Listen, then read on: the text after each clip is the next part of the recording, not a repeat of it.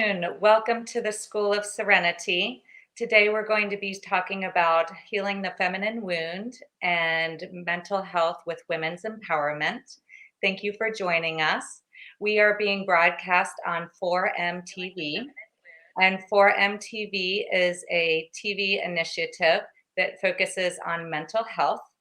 The 4M stand for mental health, migration, multi-language and culture, and mindfulness. And we are practicing mindfulness across borders. I am your host, Kara Kihm. Lovely to see you today. And I am a psychotherapist, a Reiki master, and an author. I have a private practice blending therapy and energy work, and I work with women to help them access their empowerment through the voice of their intuition. I've also written a book called Discovering My Wings, and it's about my personal journey through my own hero's journey and empowerment. And I have that right here in hopes that my journey inspires yours.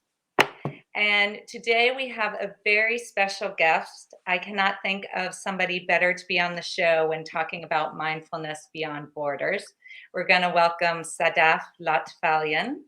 She is a clinical psychologist, and she wrote her dissertation on mindfulness.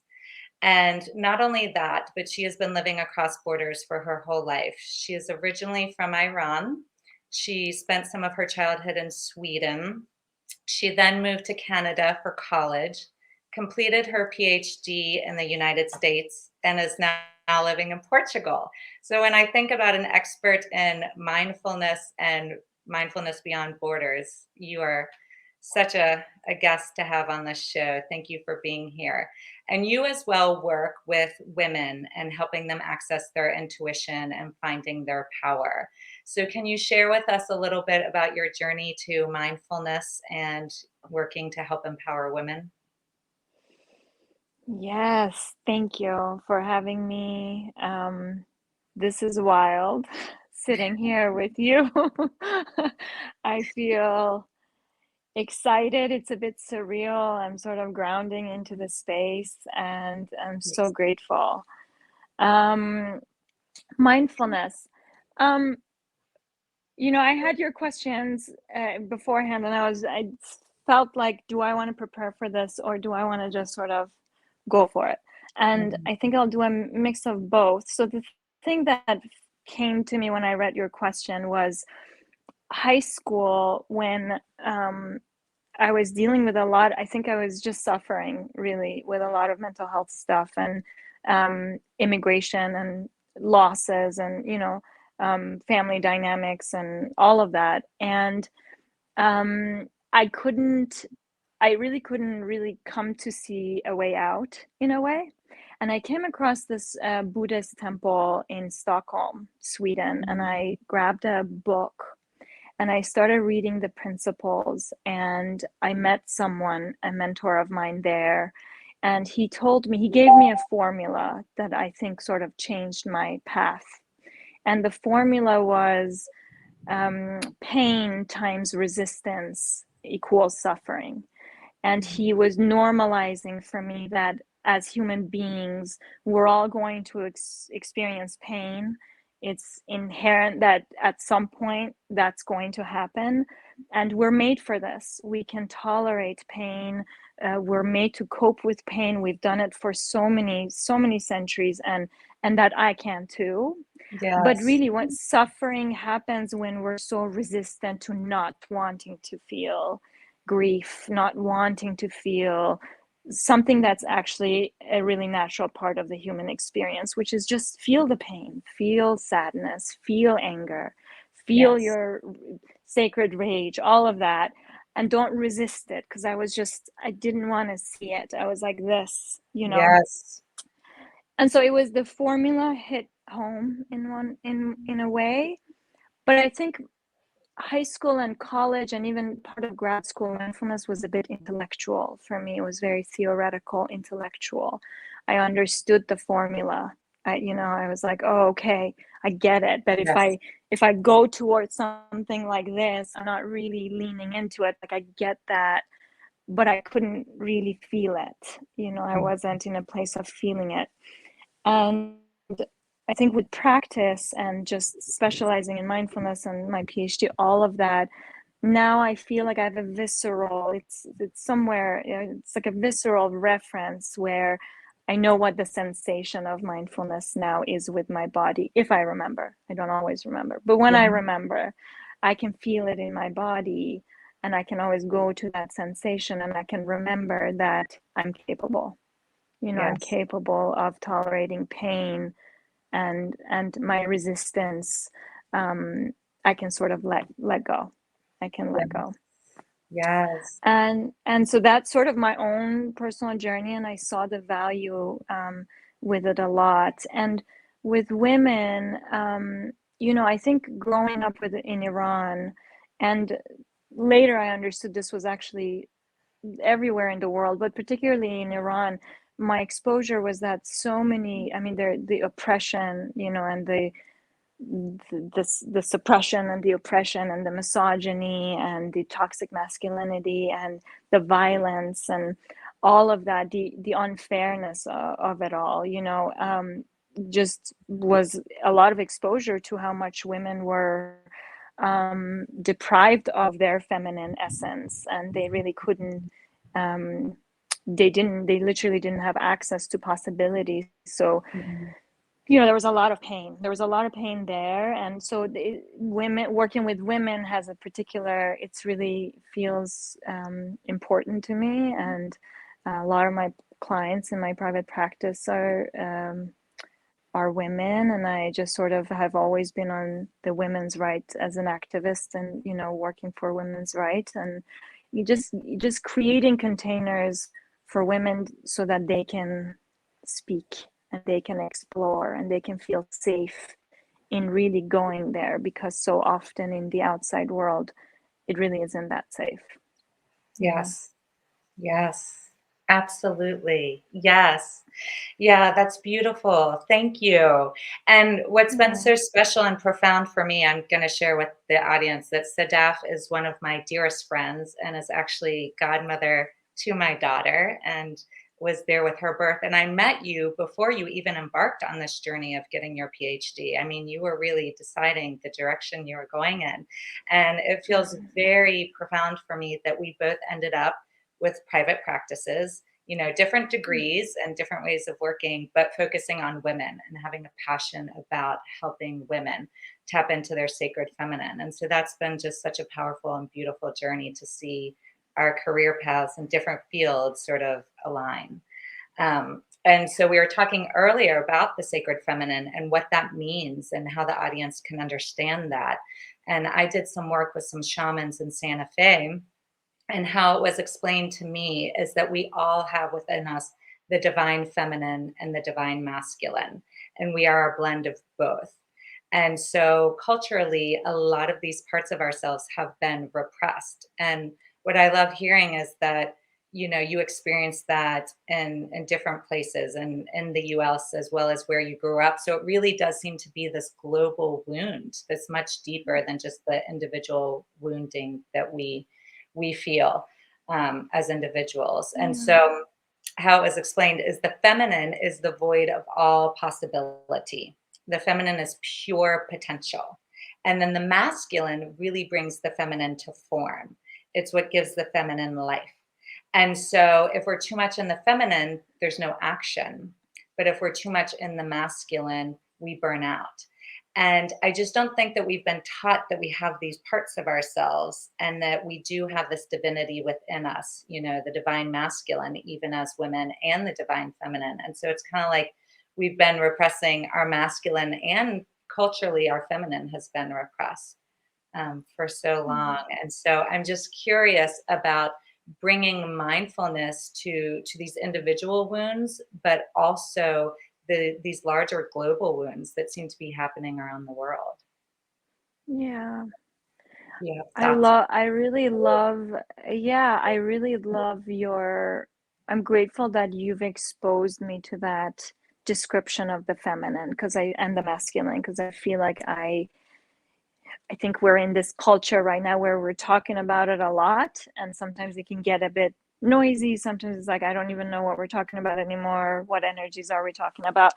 And I Yes. just particularly love your description of it, and just the idea of possibilities versus burnout, right? And Yes. I think I've been both on the extreme of both sides, and also in the middle too, where it's balanced, and how magical that space is where it's balanced. You Yes. know, it's precious. It's really precious.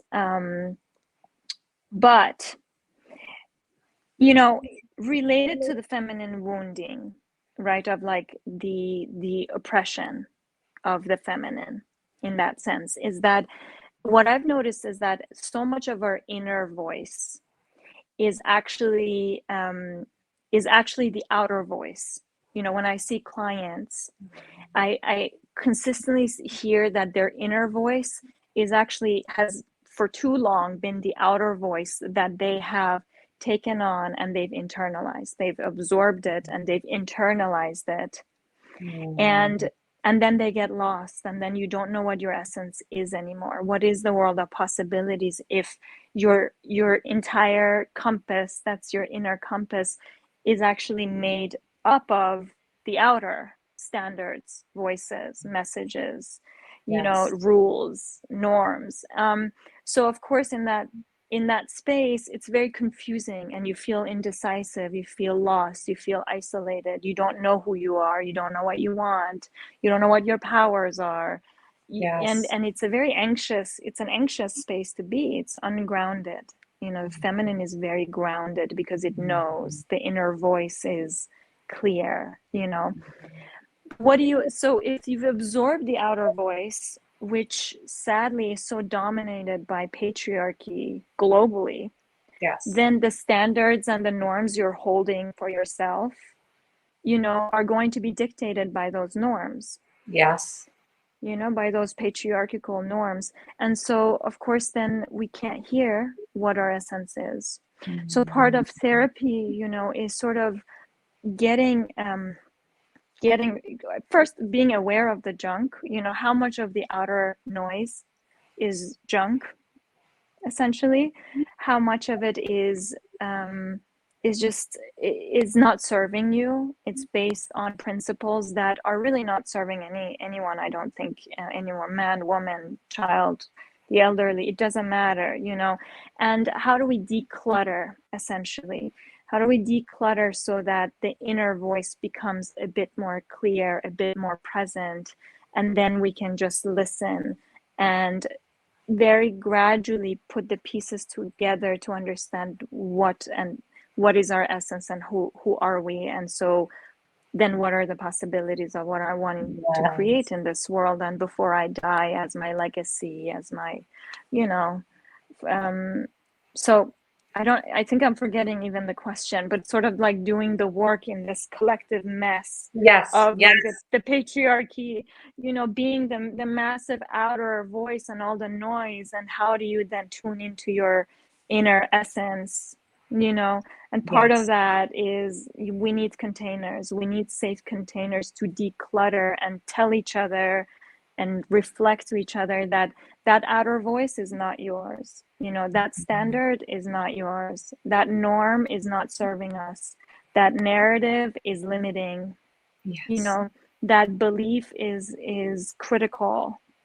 All these lifestyles are punishing. Just let's pause, and then I think we can create some space to then listen to what would feel good, then what is pleasure, and what's Mm. joy, and what's clarity, and what's confidence, and what's love, and where to go. And Yes. Yes. I don't know if that makes Yes. sense.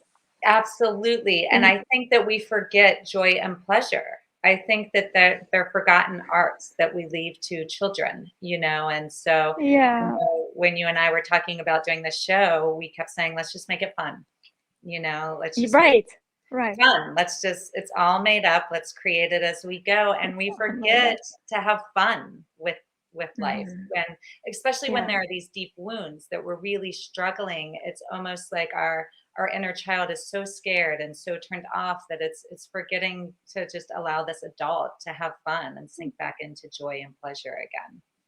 Yeah.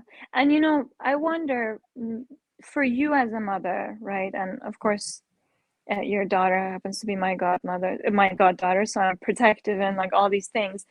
But like, I wonder, as a mother, having the awareness that you do now, that the inner voice needs to be compassionate, the inner voice needs to be playful, Yeah. it needs to be joyful.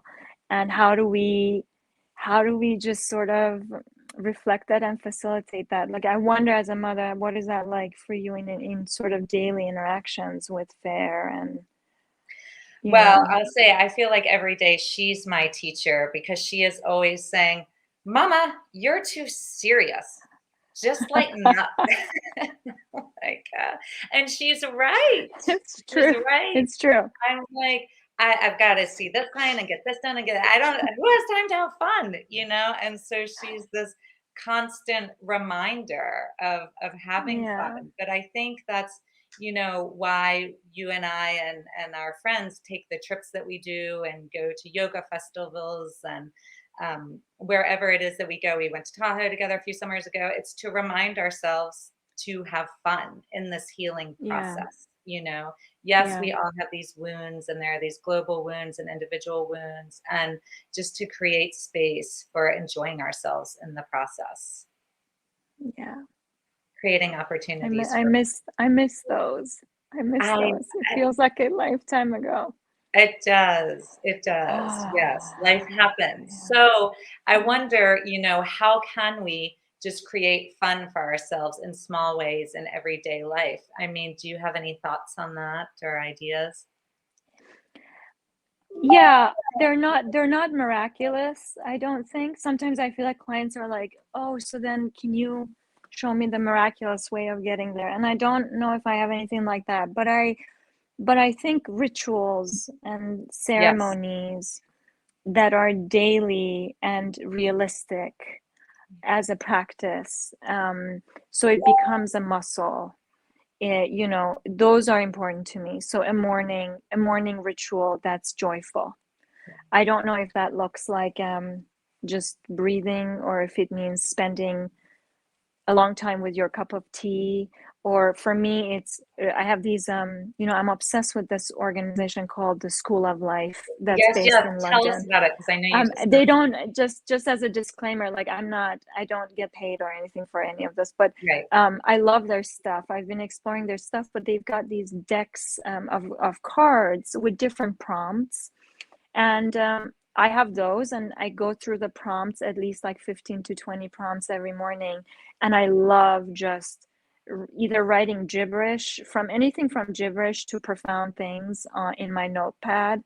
And then if I can integrate it with a little bit of just a moment of a dance move and singing, and just so I don't take my day to come too seriously, and I remember Yes.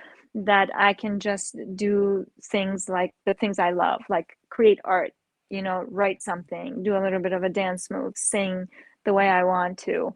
I think it's in those little moments like that every day. It's not going to be, and it's great when we go to those events like yoga, those are great reminders, and they're intense, and they're so transformative and profound. Um, but then keeping it up with like 5 minutes a day of just Yeah. the reminder is so powerful. Yes. Yes. Absolutely. And something that just came to mind as you were talking is five rhythms. Because when I think of you, I think of Yeah, dancing. I mean, you are yeah, dance is like my so medicine. embodied when you dance. And so, if we can find Yeah, opportunities to dance through organizations, five rhythms just popped in my head too. yeah.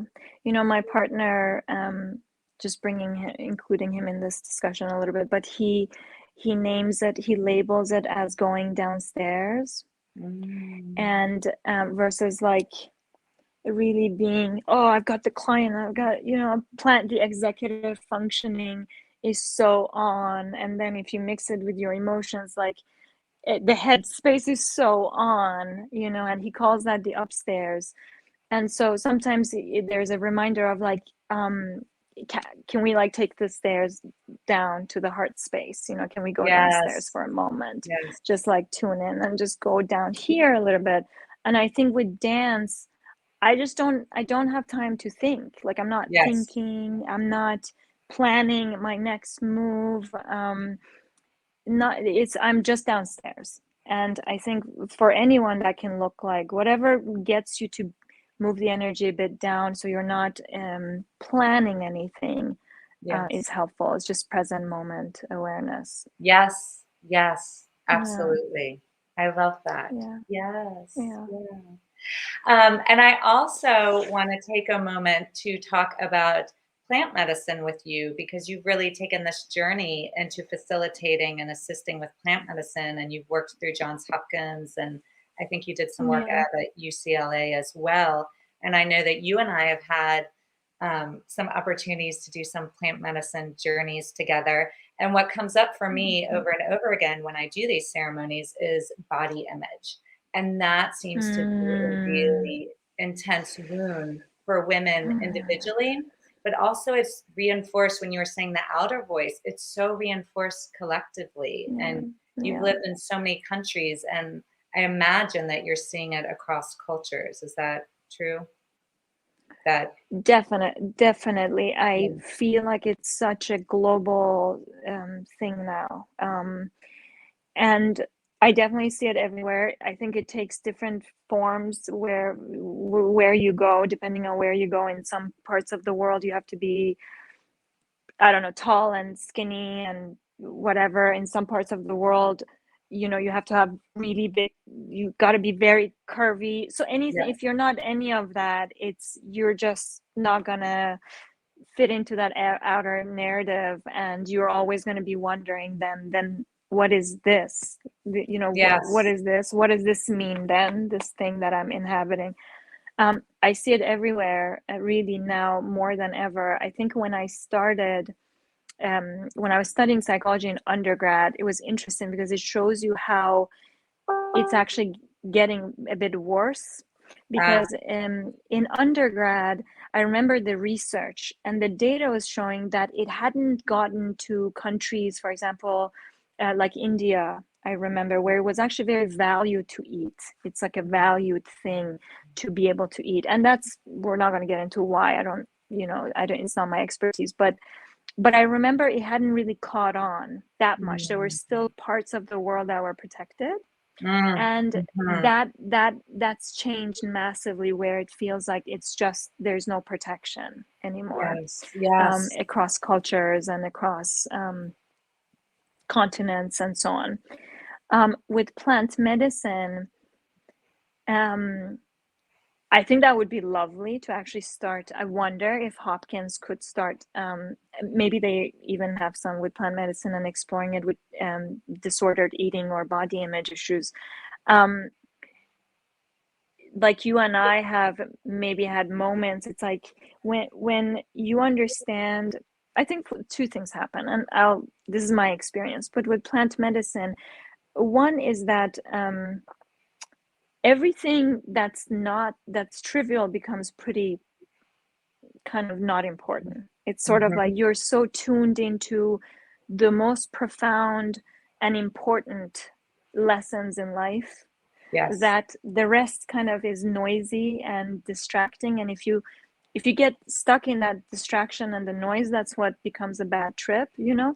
So it's sort Yes. of like Yes. come back to how profound life really is, and just being alive and existing, and these organs being so intelligent, and our cells being so intelligent and doing their thing, and just trusting sort of that process, and understanding that I think the only legitimate thing we could fear in life, or we could criticize, or be a bit like, oh, I don't like that, is the fact that we're gonna die. You know, we are Yeah, mortal, yeah. and that's going to happen.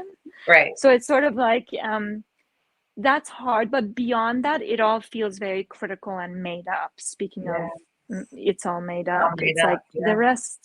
the rest is like we're just creating all these Yes. things and Yes. nuances and Yes. stories and and none of the implant medicine world, not much of that sticks, and Yes.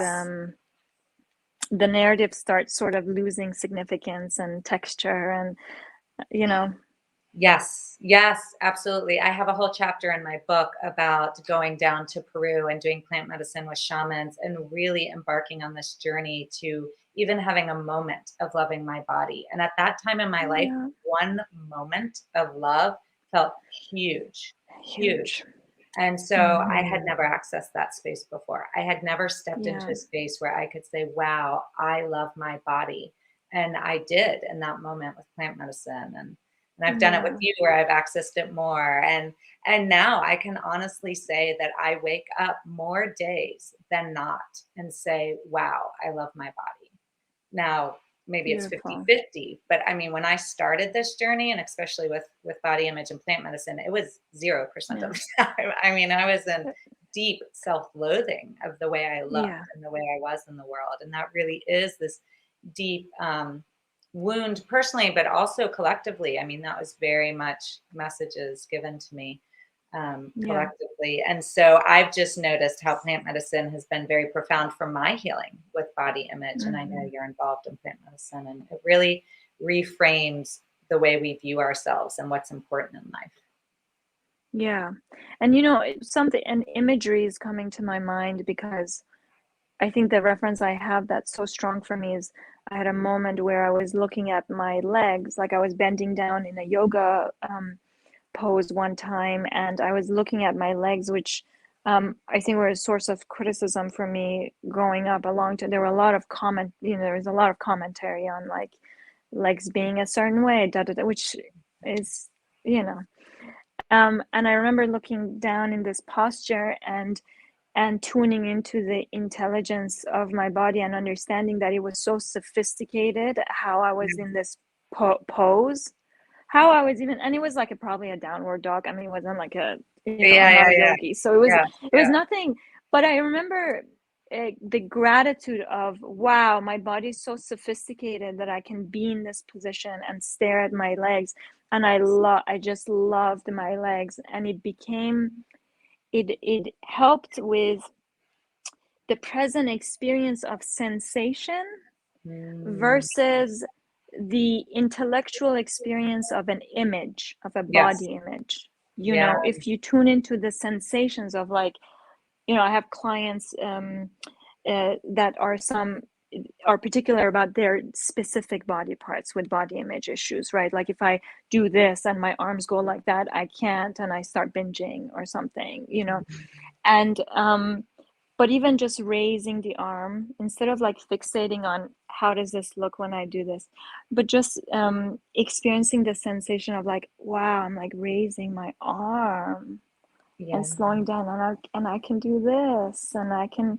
you know, just uh, taking attention from some visual imagery standard thing we've made up to mhm, what is the sensation of like moving my arm? What does that feel like in this moment? You yes, know? So just moments like that, I feel, even with mindfulness or the plant medicines, like they help you slow down enough and bring attention back to the sensation versus you know, going upstairs and like being up yes, here and doing yes, the checking and, all yes. of that. Yeah. Absolutely, absolutely. And that just reminded me when I was in Peru and I was working with a shaman, um, I was having a moment of intense anxiety. Everyone was out dancing on rainbows and enjoying the waterfalls. And I was just like wretched. I was like, oh, what is this experience? And Mm-hmm. he said, go into your heart center. The mind won't serve you now. And Mm, that's really yeah, what plant medicine can help you do if you allow it. It can take you downstairs, and yeah, get you out of yeah, the ego. And yeah, that's where so much opens up to you. right. And we don't sometimes, I don't know if you have this experience, but even the idea of taking our thoughts so seriously, like taking the upstairs so Yes. seriously, Yes. Yeah. is like you're saying, like your daughter, Fair says, "Well, you're so serious." It's Yes. like taking this way too serious. Every thought can be as useless as we make it to be meaningful, really, It's, depending yeah, on how you look at it. It could be totally meaningless if that's your yes, perspective, or it could be. So again, I love how we keep going back to the phrase of it's all made up, but it's like, it's kind of made up. It's like your it belief is. can be not meaningful at all, or it Yeah, could be super meaningful, and it could be the same thought. So yes. why hold it tightly, you know? Yes, yes. Well, Yeah. and I am going to share this because I didn't ask you if I could, but Cici and I met at a Burning Man camp called I Am You, which stands for It's All Made Up. And so that's where I really learned there is no reality, there is no truth. We're making it up as we go along. And so when Farah tells me I'm being so serious, I'm like, I can be really fun. And she's like, when? And I'm like, no, no, I have friends at IMU who think I'm really, really fun. Like, I promise I have a funny side. That's a chapter in your book too, that even I Yeah, think there's a chapter where you're like, the moment where somebody I won't say their name, but they reflected back to you that like you're okay and you're fully accepted in your, and you're yes, fun. Like yeah, you are actually fun. yeah, Um, you yeah. know? Yes, yes. We Yeah. have all these different parts of ourselves, and if we can remember the side of us that feels embodied or feels fun and gets to make it up differently than staying in these rigid stories that we've really been stuck in and that have really been projected onto us. And I do talk Yeah. about that in my book, is that's why Burning Man was profound to me, because no stories were being projected onto me. It's like cultural context was gone. And Mm, and we landed at IMU where we got to make it beautiful. up, We did. you know. We totally made it up. We made it up. That's so Yeah. true. Yeah. Yeah. So I Beautiful. love that thought. I hope Charles is watching this. Like I we hope we so get to make it too. up. We really do get to make it up. And if we're gonna make it up, then what story do you want to tell? Yeah. Yeah. You know? And this is, I think, what also partly why plant medicine could be helpful with that, because it's like if you get to make it up, would you not rather choose a profound narrative? Yeah. And one that you're going to be on your deathbed one day, and as a legacy, you'll look back and you'll actually remember that Yes. profound narrative. Yes. And why not ground that in compassion and kindness and love and all those things that actually literally we have data, so much data that says every person on their deathbed eventually thinks about, did I experience enough love and kindness and compassion, Yes. Yes. and was the dominating narrative of my life grounded in those Yes. values, or was I dissociated, was I constantly hyper vigilant, and Yeah. which our society and systems, they don't support and protect. That's why it's hard, they don't really support that.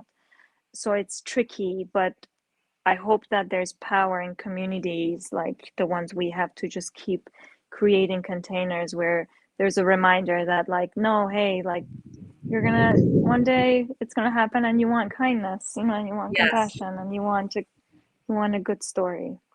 Yes. And as you're talking, that leads me perfectly into the next thing that I wanted to discuss with you. Because when I think about kindness and compassion, I also think about towards self, really like the self Mm-hmm. love, the self compassion.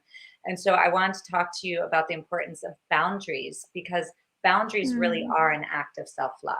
I mean, boundaries are showing kindness towards yourself by not allowing yourself to be violated.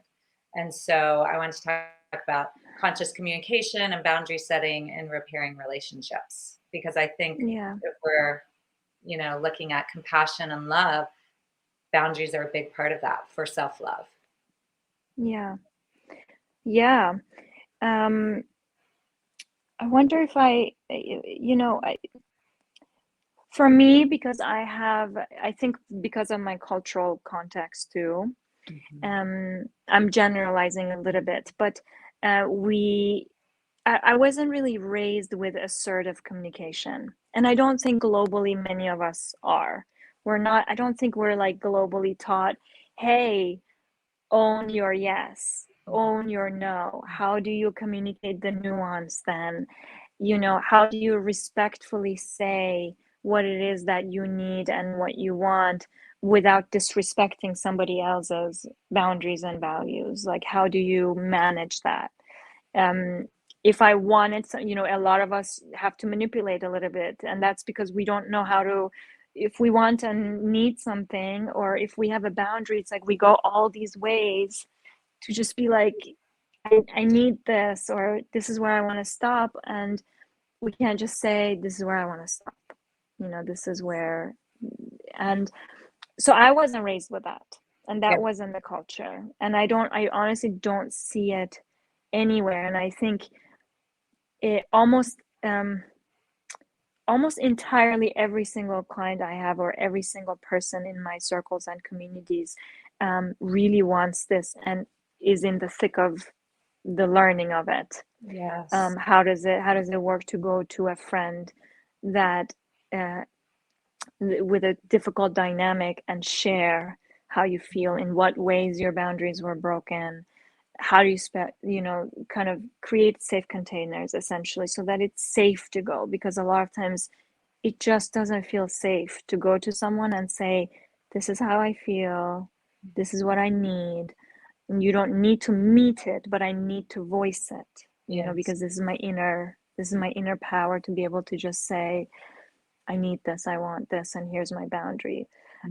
So I'm seeing that there's a huge need in this, in the education of it, in the experience of it, in the exposure of it, in the learning of it. And I don't know what your experience is with the people around you. Well, I did not grow up knowing how to set boundaries for myself. And so it's really uncomfortable at first. I mean, it's something that's awkward, and it's not going smoothly initially. But I think that it is so intimate to be able to go to friends and say, look, this is how I'm feeling. This boundary was violated, to partners, even with children, with Fair, my daughter, I'm having these conversations now, because I think, particularly in the US where I was raised, I very much had this people pleasing, you want to be nice, you want to smile, don't rock the boat, don't create waves. And so I never learned to set boundaries around what my needs were. I was so concerned that I was meeting everybody else's needs all the time that I didn't even know what my own needs really were. And so now as a parent, I'm really having these conversations. But she came in with pretty strong boundaries. I mean, that just feels very innate for her.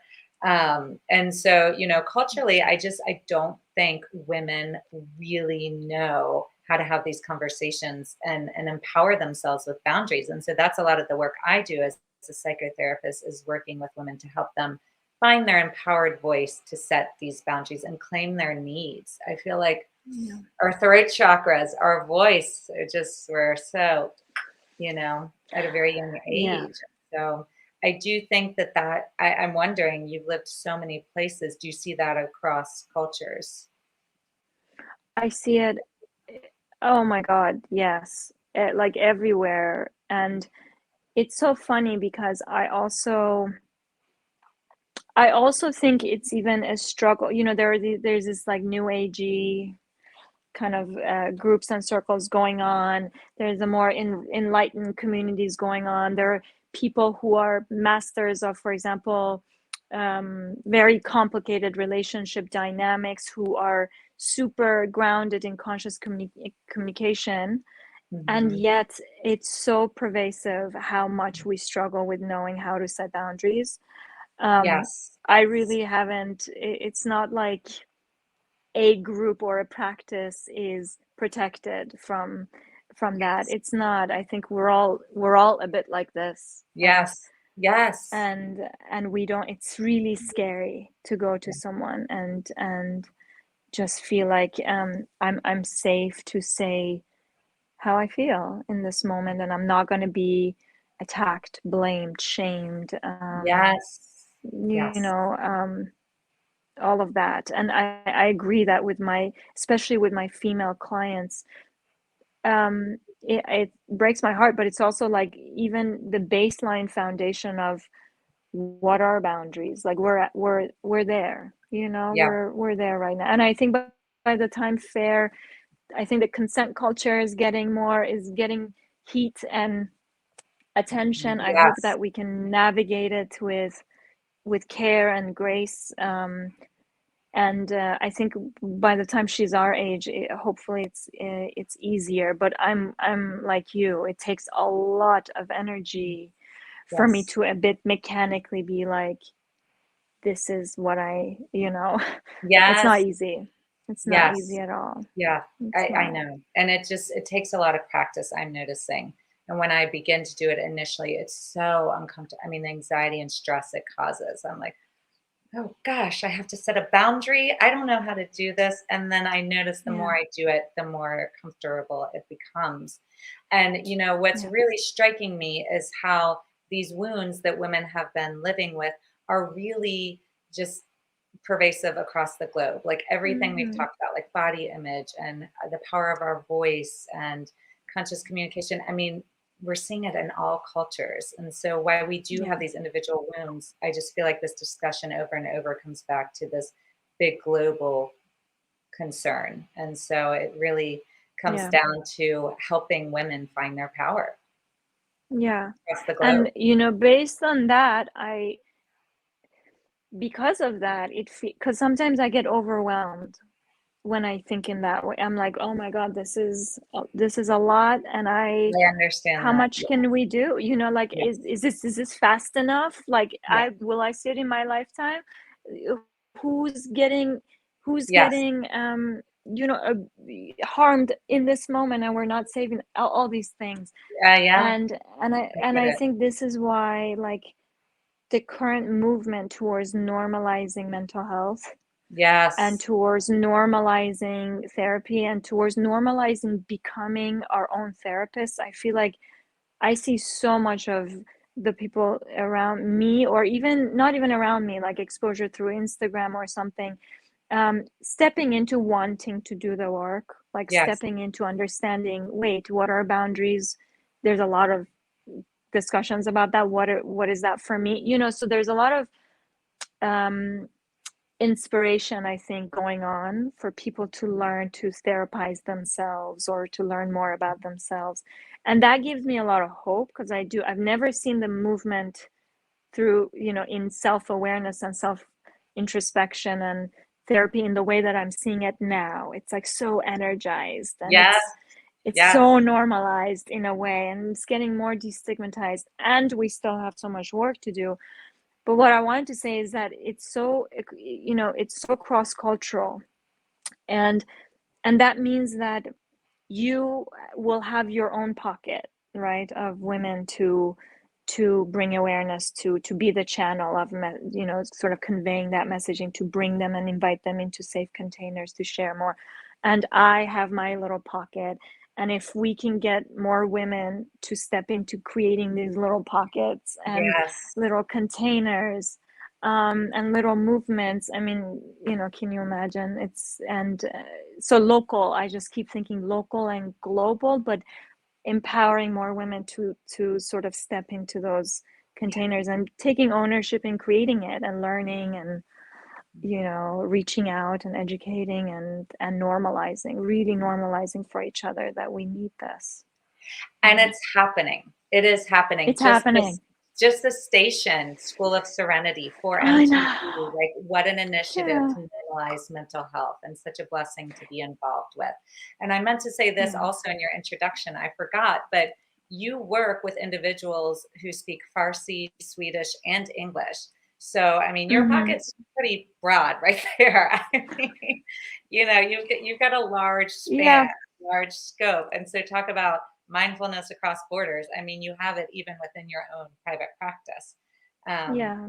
and I Yeah. really feel women rising. I feel this strongly. And one of my favorite books is You Can Heal Your Life by Louise Hay. And she said that we were Yeah. moving out of the Piscean age and into the Aquarian age. And the Piscean age was really defined by looking for the answers outside of ourselves. And as we move into the Mm. Aquarian age, we understand our own power, and we understand that Yeah. our healing lies within us. And so maybe one Oh, day you and that's I will be out of hopeful. a job. That goes You well. know, I think I'm okay with that. We can get creative. Yeah, I'm yeah, okay with that. yes, But yeah, yeah, that's hopeful. That gives me yes, a lot of hope, and I see it, and I really do see it. I mean, every person I ask around me, mostly, you know, there's at least they're wondering what is therapy. At least, like they're like, oh, yeah, I've heard about it. It's like it's getting really, and I'm very, I'm hopeful. I'm really yes. hopeful. Yeah, Yeah, yeah. it's happening. It is. It is. And I mean, our job really is to empower our clients to find the answers within themselves. And your bio says helping women access their inner wisdom, and mine says helping women access their intuition. So, Mm, we empower them to know that they have the answers within themselves. definitely. And you know, every time, I think speaking of my work around plant medicine, I'll just mention this.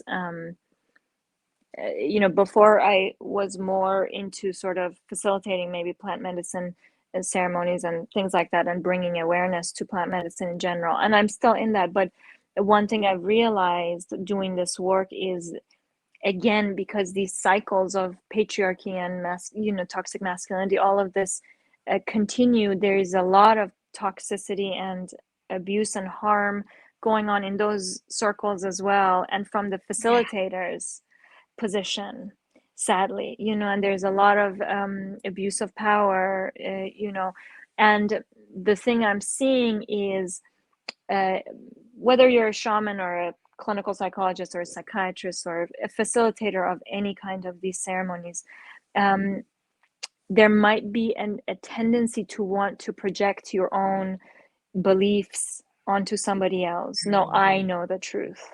Right, No, the world right, works in this way.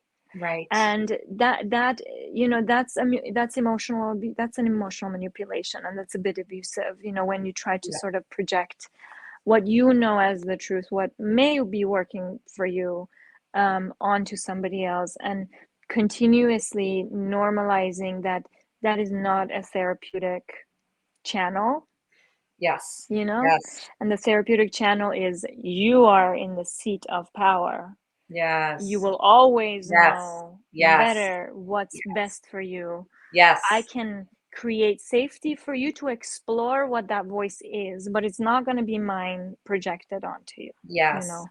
yes, So you saying that brought that up for me, because so often I also see that when we're vulnerable and desperate and we're dissociated from the inner voice and we don't have clarity and we're anxious and confused and we're not in touch with our intuition and all these things, we want somebody to tell us, you know, yes, we're like, yes, tell me something, like tell me yes, something to believe in, you know. exactly. Yes, And that's yes, tricky. Yeah. yes, because we're very And it's like, vulnerable.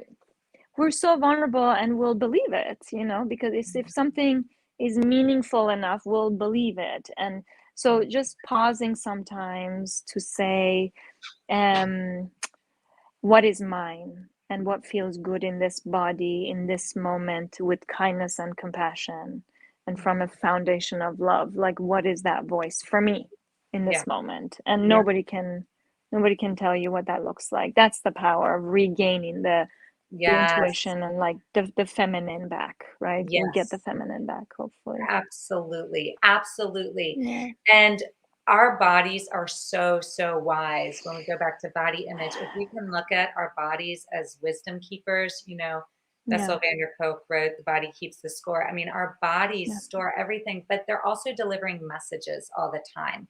And when I am right. not listening to my intuition, I feel it in my body. Like it's a physical sensation. Mm. Do you have that? Can you relate to that? Oh, yeah, if I slow down enough, I If will.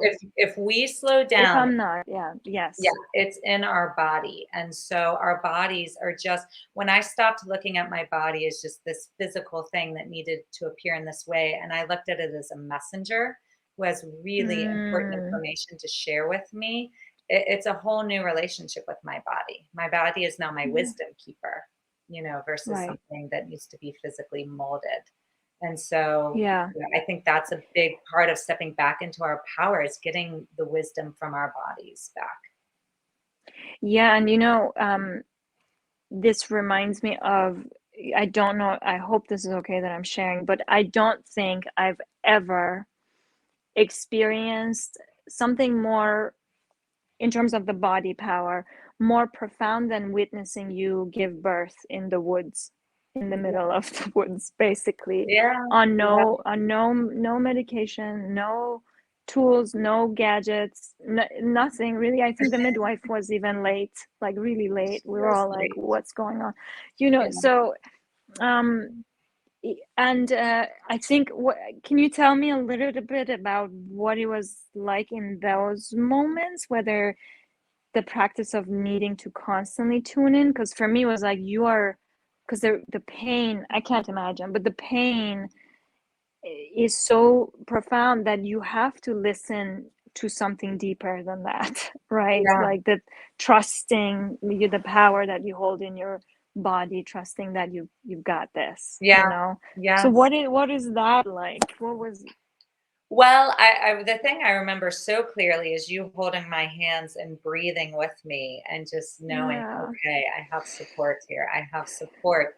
And one of our Mm, mutual friends gave me a book called Women Are Strong, Kadi. And so I just remember reading in mm, that book that we were born to do this. We have this innate knowing how to birth. mm, We know how to birth, we know how to die. That those are mm-hmm, natural events in life. And just mm. returning to that knowledge. If Oh, I got scared, if beautiful. I freaked out, if I was like, what am I doing in the woods delivering a baby? Like, oh, my body was Mhm. born to do this. I actually already know everything I'm supposed to do. It's the same as accessing your intuition. You have Right. this knowledge in you, you have this wisdom in you. Can you tune in and can you listen? And then obviously there are moments where I was just like, what in the world? Yeah. But like trusting, it comes back to trusting ourselves and trusting our bodies. Yeah. Yeah. And And when we can, knowing, I think in some way, yeah. No, tell me. I was going to say, when we can develop that relationship with our body, we're in Yeah. completely different union with our bodies. Mm, yeah. Yeah. I'm not sure if that's like it has to be a very intentional practice for me. Yeah. And that's why I think it's important to create that space every day so you can get reminded. Because if you don't have the reminders, and if you just Yeah. you keep going and you don't pause, it's like I Yeah. forget Well, a I little do bit, too. I Oh, just gosh. like forget. Yes. Yeah. Yes. And also I think in that day you also knew it wasn't like just entirely trusting your body and in isolation, and Yeah. you also knew when to ask for support, from Yes. whom and at what time, and what did it look like, and there were many hands involved. um, Yeah. and that was powerful because it was like, oh, in this moment she needs this. In Mhm. this moment somebody would offer you and you were a firm no. It was like actually a beautiful day of boundaries and communication and trusting the body and going beyond the narratives and being really downstairs and Yeah. breathing and community and like the safety that you have in being able to have the people around you who can also offer what you're needing. Like Yeah. all of that was, I think I'm sharing this from a place of, just as a disclaimer, I'll share this. For a moment, I felt like sometimes we tend to trust the body, but we do it in isolation. And sometimes that scares me about the culture too. It's like Yeah. we all need, like, trust your body and do it in a communal sort of Yes. context, because Yes. we are also not, we don't have superpowers either. So it's like, No, no, no. Yeah. when do you know who to ask and what are your resources is also like so important. Yes, and that's another part of coming back to your power, accessing your Right. intuition, learning to trust your body, and learning to speak your truth. Like, I see those as, like, Mm, really returning to my power. That's how I return to my power as a woman and heal the sacred feminine. mm, beautiful. So, yeah. I love your clarity. That Yeah. clarity is like, mm. Yeah. Yes. So that's Yeah. my experience of my journey to healing my sacred Mm-hmm. feminine. And Mm-hmm. yeah, this has just been such a pleasure to be here with you. I just looked at the time. I thought I was supposed to be on till 2. Do you Oh, have anything else to share or any points of clarity, or what else would you like to say to our guests as we sort of wrap up and the only thing I would say is I love, like, even with this channel, which I'm so grateful for, it's like social media and maybe beyond social media, the internet is amazing. Like, it's also horrible, but it's also amazing. yeah. And now we have these platforms that can be these spaces where we can keep voicing, and I think that's expanding, and it's really empowering, or at least giving the possibility. Speaking of the feminine, right, it's creating possibilities for more people to step into these positions, like how we're sitting, with each other right now and talking about this. And who knows, if we reach one person, we've reached one person, Yes. and it Yes. resonates. It's amazing.